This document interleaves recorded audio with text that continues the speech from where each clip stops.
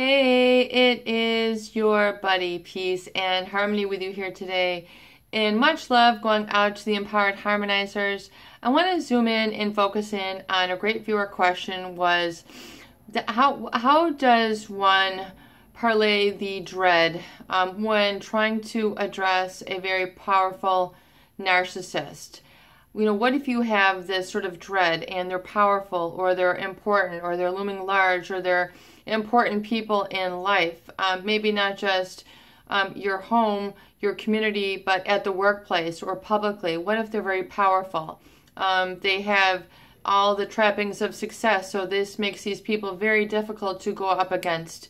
No one wants to call them out because everybody just keeps a zipped lip and, a zipped lip, a stiff upper lip, and just keeps carrying on and just bows down to them because of their trappings of success. And I want to really use this as an opportunity then to understand the language that is needed when you are trying to break contact or expose or go no contact or confront them. And that for one is being able to adopt a different energy space. When we talk about a different energy space, it really means you're coming from a pure, unadulterated, untampered with, unmanipulated perspective, which is based in truth and which is really based in power. And as they say, the truth will set you free. It truly will. And that is really one thing that all people want, is freedom.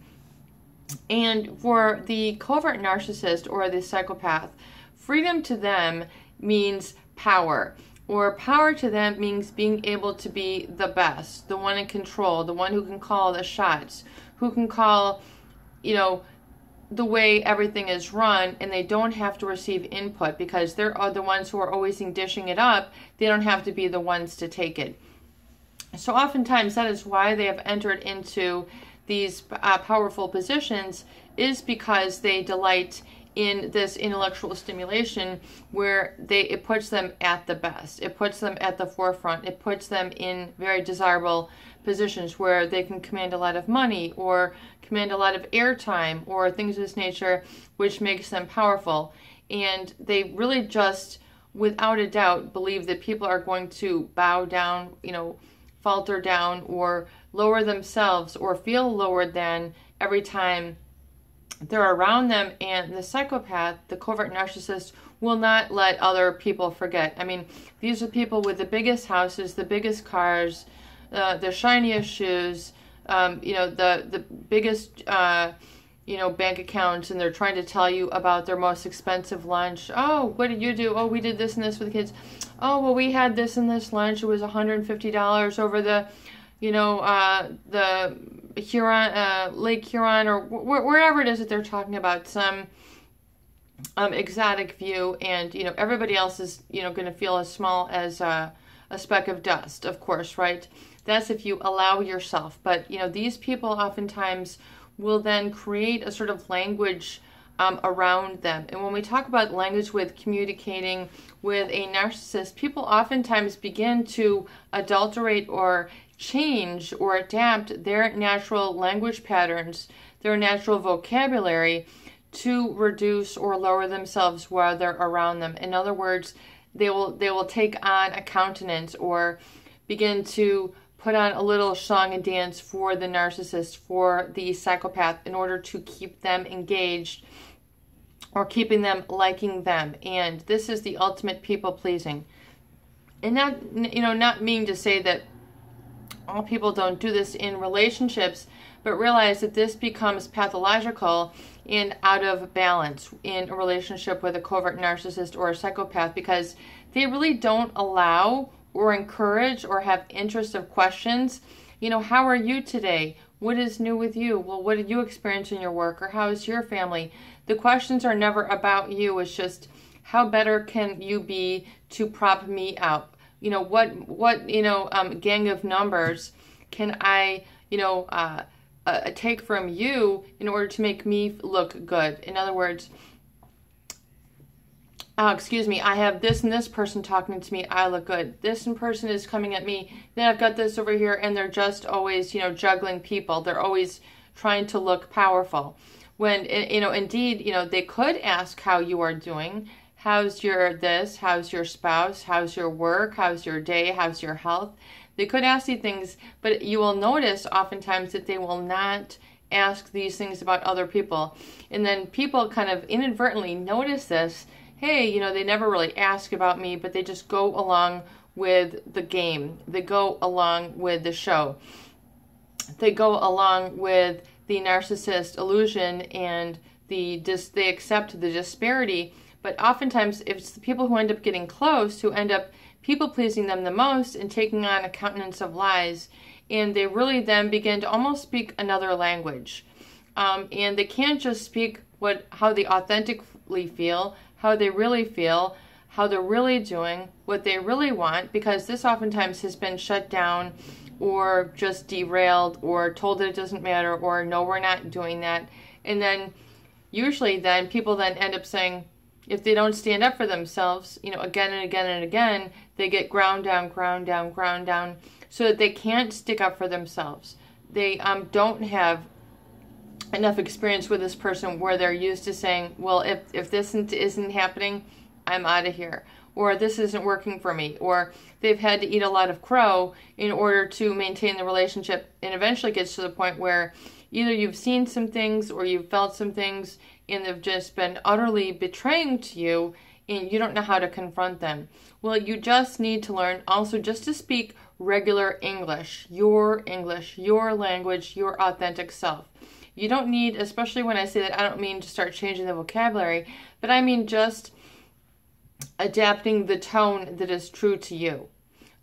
Speaking what is true to you, feeling what is true to you, being what is true to you, rather than speaking, feeling, emoting, and behaving in ways that only make this person look good. You know, no more, draw the line.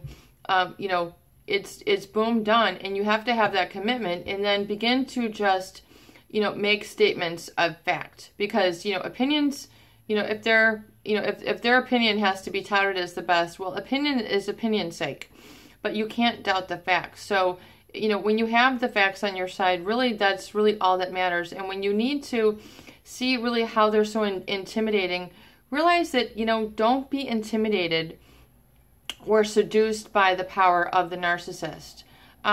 You know, I don't care if they have designer glasses from Italy and you know, an antique Mercedes-Benz from the fancy import sports car place. They've got their shoes from Italy. They've got their tie from Taiwan with the finest silk, or they've got the cashmere sports jacket, or likewise, you know what I'm talking about. And they're very seductive. You know, they're very laid back, and everybody seems to come to them. Don't be seduced.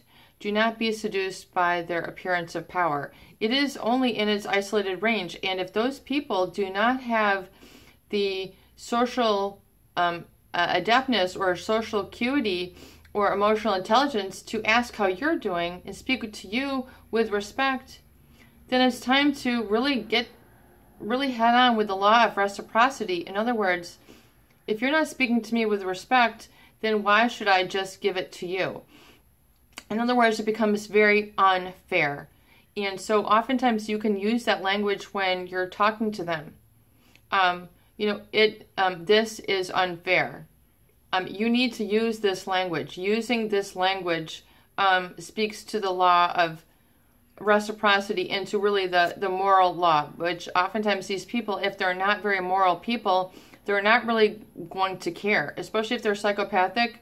It's not going to register with them. If they have used and abused, that's all they care about. They got what they wanted for that time being, and it's on to the next. They have no emotional attachment whatsoever. They don't have attachments to people. In fact, you'll often see that they lived very detached lives, even from those people who are closest to them.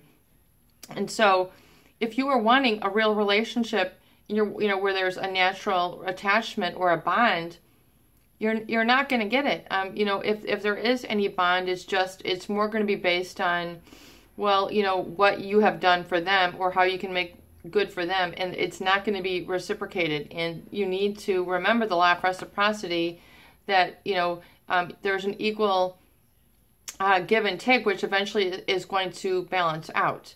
So if you've, given, and they haven't given in return, well, they're not upholding the end of law of reciprocity. If they've treated you with a lot of pathological lying, and then we're going to require you to lie back. Do you see what I'm saying? And then eventually, if they act with a lot of facade and veneer, then it's going to require you to act back to that. But eventually, some people, they don't want to use those mirror neurons into the negative. They want to have a transparency and sometimes a normal life, a quiet life, a simple life on your own is better than dealing with the stress and fighting and negativity that oftentimes is completely created chaos in relationships with covert narcissist or psychopathic individuals, or those people who are borderline, who are very critical, condescending, mean all the time. It's just not worth it. I don't care how glamorous or how important their title is, their the tile on their door, their whatever office that they hold, whatever title that they hold at their job. If they don't treat you well, you have to really ask, how is this? This is not really serving me. So you need to realize that just to speak into a common English, kind of relaxing into your own body and being able to speak centering with the I am, and begin to know and what that is and how sacred that is. And really, really, really begin to get that, because it's not like you just get the lesson once. You get the lesson again and again and again. And then realize that how important it is then to make your own assessment of meaning for things. Because the covert narcissist and the psychopath will love to create meaning for other people. They'll love to be in control of the situation and say, this should mean this should mean that to you, or this should be so important to you.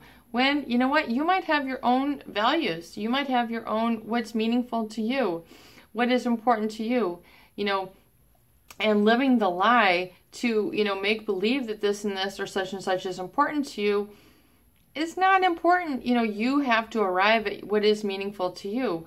Meaningful to you might leading a simple life in peace and quiet. Not attending all the soirees, or not, climbing the corporate ladders where you have to, be corrupt or do this and this to get, anywhere.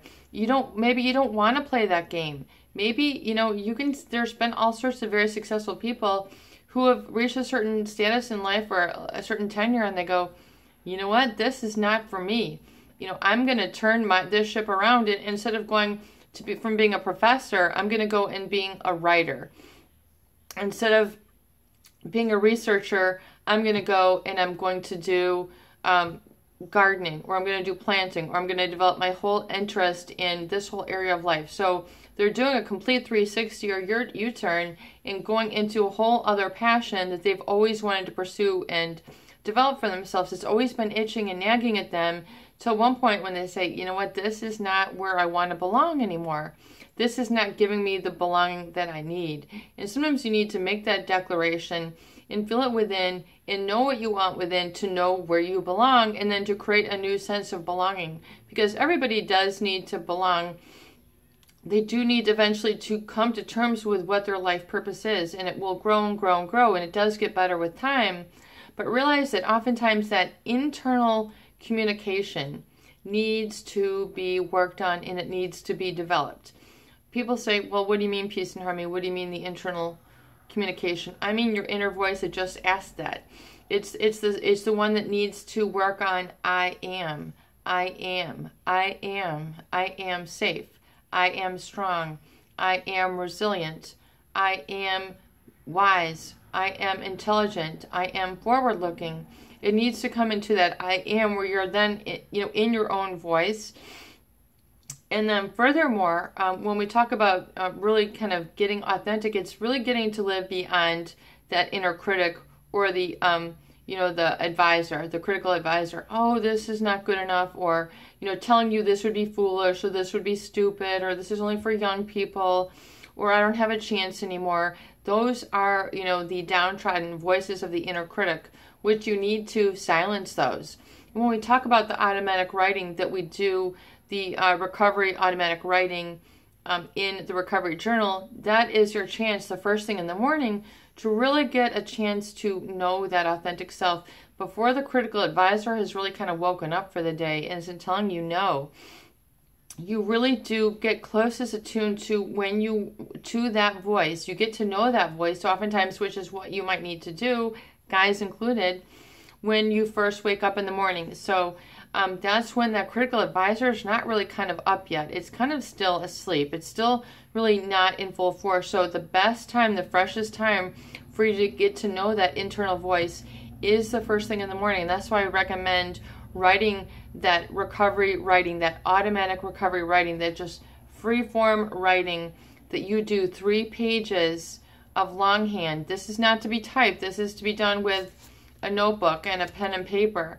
That you are just able to write, your thoughts, your feelings, your emotions, and just let them pour out on the page. It can be very much like a brain drain or just like a consciousness drain. And, you can begin with, it was so good to sleep last night, or I had such a good this, or I had such a good that. And then eventually you'll begin to hear that inner voice. So for example, mine would say, well, peace and harmony, you don't need to be a martyr.